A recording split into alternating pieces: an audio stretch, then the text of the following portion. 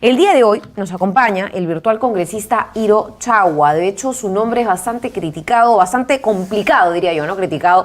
Muchos tenemos dificultad de pronunciarlo completo, pero él se presenta como Iro Chagua, lo tenemos aquí, le doy ya la bienvenida. ¿Cómo está? Bienvenido. Muchas gracias. Su nombre, ¿cómo se pronuncia? Disculpe para que la gente entienda y lo pueda identificar. Se pronuncia igual como se escribe. Posemos Croute y Roscop. Usted es virtual congresista por la región Huancavelica del partido UPP. Además, su nombre se lo pone su padre, agricultor, maestro. Cuéntenos un poquito también de dónde viene la región que va a representar en este congreso. Bueno, yo vengo desde Huancavelica y ya pues yo vengo con el mandato de esta región postergada durante tantos años.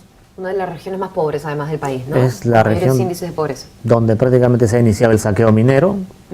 Hasta la fecha se sigue saqueando los recursos minerales de Huancavelica, se sigue contaminando los suelos, se sigue abandonando la agricultura, se sigue generando más desnutrición, más anemia, más contaminación por plomo y metales pesados.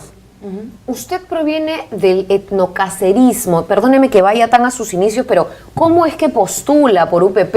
¿Cómo es que contacta de repente con el señor Antauro Málaco? ¿Quién lo lleva al partido a postular y ahora a ser congresista, ¿no? Yo era un estudiante de medicina en el año 2003 y simplemente vi un periódico Antauro, lo leí e inmediatamente me identifiqué con esa postura. Definitivamente nunca había leído un periódico igual y desde la fecha me integré al partido. Poco a poco me gané. ¿En el 2003? Así es. Son varios años, más de 10 años, ¿no? Así es, más de casi 20 años ya, pues claro. Casi, ¿no? Entonces, desde ahí pues soy activo militante del Partido Neocacerista. Así me gané la confianza de la estructura del partido y fui convocado para participar el año 2004, el año 2005 en la segunda rebelión etnocacerista en contra de esta constitución de Fujimori. Ahora, ¿usted fue contactado ya para en esta ocasión postular por UPP a través de Antauro Humala directamente o cómo llega a la lista congresal? Yo soy dirigente activo del partido desde, como te digo, más de 15 años. Sí. Y ya pues siempre he estado aquí atento a las postulaciones, a las actividades de nuestro partido. Nosotros nos conocemos, el partido mismo nos contacta, o sea, Antauro Humala, la estructura de nuestro partido, el CEN, el Comité Ejecutivo Nacional. Okay. Digamos, lo han decidido en una votación democrática quienes van a ser los representantes. Esto no es que haya pasado, no es que Antauro Humala es de prisión, hace las coordinaciones. Se lo pregunto porque pasa en otros partidos, ¿no? No, también Antauro Humala pues es el jefe del partido. Antauro Humala es la cabeza de nuestro partido, él es el líder natural del partido. Con él se toman las decisiones. ¿Y de qué manera se comunican? Por teléfono. Ok, entonces usted ha hablado al momento de postular con él. Mediante cartas también, sí. Ya, usted se ha comunicado con el señor Antauro Humala, bueno, entra a la lista por Huancavelica y ¿cuál es la agenda que trae? Bueno, me imagino la agenda de su región, pero ¿cuál es la agenda que trae como partido? Porque el señor Antauro Humala dice una cosa y otra gente de UPP dice otra cosa. A ver. Bueno, yo creo que coincidimos en todo lo que se está diciendo. O sea, la agenda se resume en 10 medidas inmediatas que el partido propone para salir de la crisis del país, cuya medida inmediata número 1 es la derogación de la Constitución de 1993, el restablecimiento de la Constitución de 1979 y en ese contexto un proceso constituyente que nos lleve a una nueva Constitución. Con respecto al tema de los candidatos, porque mucho se ha criticado y mucho se ha dicho durante la elección que hay candidatos sentenciados. Bueno, usted cuenta con una sentencia, entiendo, no sé, me imagino la declaro, pero fue sentenciado por 8 años de prisión por rebelión y secuestro y obtuvo finalmente su libertad tras estar 5 años en la cárcel, como usted comentaba, durante el Andahuaylas en el año 2005. 6 años estuve en la cárcel, en el penal Castro por el Andahuaylas. ¿Cumplió, digamos, su condena? Cumplí mi condena, ¿no? Me la pasé trabajando, estudiando dentro del penal y eso hace redención de pena del 7x1 y así pude reducir mis 8 años de cárcel a 6 años y salir libre. ¿Qué pensó cuando salió, digamos? Su voluntad de seguir participando en la vida política, me queda claro, quedó intacta, ¿no? Claro, simplemente tenía que continuar mi carrera universitaria, que lo dejé inconclusa en la Universidad de San Marcos. Regresé a mi universidad, apenas salí, fui a luchar para retornar a concluir mis estudios y ya pues acabé mi carrera el año 2012, saqué mi título y cuando me tuve que elegir dónde iba a laborar, pues elegí el lugar donde había menos salud en el país, el lugar más pobre del país así lo indicaba el INI.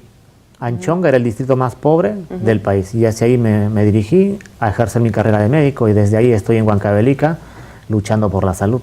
Cuando usted es sentenciado en ese momento, en el 2005, ¿cree usted que su condena, su sentencia fue justa? No, me parece que nosotros cometimos realmente un mandato constitucional. La Constitución de 1979, de las 12 constituciones, es la única constitución legítima. Esa constitución guarda en su artículo 86 un mandato que es el derecho a la insurgencia. Te exige también, es un deber para nosotros restablecer el orden constitucional. Habíamos sido nosotros habíamos sido nosotros golpeados por estas tres personas, este triunvirato de Fujimori, Montesinos, de Varia Hermosa, hicieron un golpe de Estado. Este golpe de Estado generó una constitución, la Constitución del 93. A partir de esa constitución no existe seguridad social, a partir de esa constitución no existe propiedad de los recursos naturales. En la constitución dice que, en el artículo 66 refiere que un inversionista extranjero en una concesión puede ser dueño, es dueño real de la propiedad del subsuelo. Entonces todo esto pues definitivamente es una constitución ilegal e ilegítima actualmente. Ok, digamos que usted reivindica el Andahuaylazo y por eso también decide postular con el señor Antauro Humala.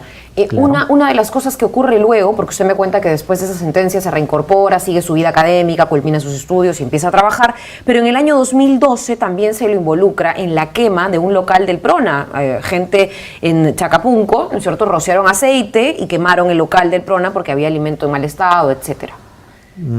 Lo que ocurre en el año 2012 en Chacapunco, que es el primer lugar de la OE, que es mi comunidad, de donde provengo yo, era un lugar bien olvidado. El Estado tiene un presupuesto en salud pequeño y mal distribuido. En este momento, en aquel momento, Chacapunco era un lugar que no tenía ambulancia, era un establecimiento de salud, puesto número 1.2, no tenía personal, no tenía medicinas, no tenía equipo odontológico, no tenía nada, y simplemente había que gestionar esto. Nosotros aparte de eso, tenemos el archivo ahí, mire, sí, igual no quiero interrumpirlo, siga usted por favor, pero estamos viendo en todo caso lo que ocurrió ese año en ese momento, ¿no? Claro, ahí se están quemando los productos del PRONA. Ajá. La política alimentaria del país establecía que el PRONA tenía que luchar contra la desnutrición. Supuestamente hay una canasta del PRONA que tenía que contribuir con la lucha contra la desnutrición, pero esa canasta pues estaba llena de alimentos refinados. En ese sentido, el PRONA entregaba alimentos a través de los establecimientos de salud y yo me negué a repartir esos alimentos. Yo hablé con mis autoridades de salud, de la red de salud de Angaraes, y les solicité formalmente que por favor corrijan esa canasta. Esa canasta no conlleva alimentos nutritivos y se está luchando contra la desnutrición. Es un despropósito enviar alimentos refinados. Entonces ellos me dijeron, si tú quieres eso, doctor, si tú quieres eso, Chagua, tú tienes que hacer que esa población también quiera lo mismo que tú dices. Y entonces yo me dediqué a explicar a la población pues que la desnutrición se cura principalmente con una buena alimentación. ¿Ya? Y esos alimentos que el PRONA no son nutritivos. Finalmente, al lado de que el establecimiento de salud requería ambulancia, personal, equipo odontológico, todo. No tenía nada y además no tenía, y encima alimentos chatarra. Simplemente la población en una medida de protesta. ¿Usted forma parte de esta iniciativa?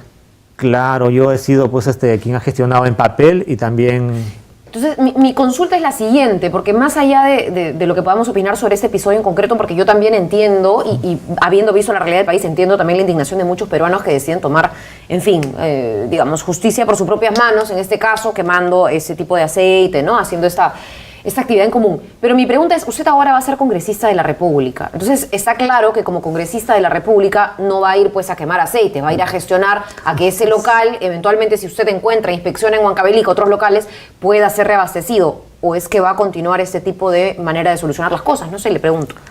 Bueno, miren, nosotros siempre hemos gestionado de la mejor manera, hemos hecho solicitudes y todo. Cuando las autoridades te ponen se ponen de espaldas ante uno, la población siempre reacciona. Es el pan de cada día. ¿Por qué hay protestas? ¿Por qué hay conflictos sociales? Justamente porque no se han atendido los reclamos. El hecho de que yo esté acá no va a significar que afuera en Huancavelica no se va a reclamar y no van a empujar nuestras medidas, nuestras propuestas. ¿Usted está dispuesto en llegar hasta las últimas consecuencias si es que el Estado no le hace caso por la vía formal? Cuando sea congresista, a eso me refiero. Por la vía formal siempre hemos llegado hasta... ¿Y si no soluciona por la vía formal? La calle se encargará de presionar pues a las autoridades. ¿Y usted estará ahí? Yo estaré donde la población pida que yo esté. Ahora, señor Chagua, sí me interesa hablar un poquito del tema de agenda y de estas reuniones, porque hay algo que sí en todo caso entiendo en lo que podría haber diferencias. Se anunció de parte de UPP, el señor Acuña, ¿no?, que no iba a haber diálogo con el Ejecutivo. ¿Eso es representativo, eso que se ha dicho? Es decir, ¿no va a haber diálogo? ¿Y por qué? Bueno, en una primera instancia, Antauro pidió que no dialogáramos con el Ejecutivo. Sin embargo, los expresos políticos que ahora estamos en el Congreso, coincidíamos en que no debíamos rehuir en el diálogo, sino que debíamos dialogar, pero implementar en esa agenda pues lo que nosotros pues consideramos pues que son los problemas fundamentales del país. Y eso, la crisis del país empieza, o la solución de esta crisis empieza cambiando esta Constitución. Entonces, si vamos a dialogar para hablar de lo fundamental y no vamos a dialogar simplemente para que me lleve a terminar tomándome una foto como Acuña o como los demás congresistas en pro de la gobernabilidad, entonces estamos bien, pues porque vamos a ir a discutir los problemas de fondo. Entonces, en ese sentido no había por qué dejar de dialogar con nadie. Y se le expliqué a Antauro Humala. ¿Usted mismo lo llamó? Sí, no, él puede llamar. Okay. Él se comunicó con usted y ustedes expresaron esa posición. Me dijo, está bien, Iro, simplemente que esto no parezca un cambio de línea, hay que cuidar las formas. Y bueno, le dije, bueno, está bien, mayor, se cuidará las formas, la cosa es que los objetivos son los mismos de siempre, ¿no? Sí se van a reunir entonces. Probablemente, dentro de poco nos vamos a encontrar en una reunión, toda la bancada de UPP, que prácticamente casi todo es un grueso etnocacerista, y ahí definiremos realmente en qué condiciones vamos a conversar, pues, ¿no?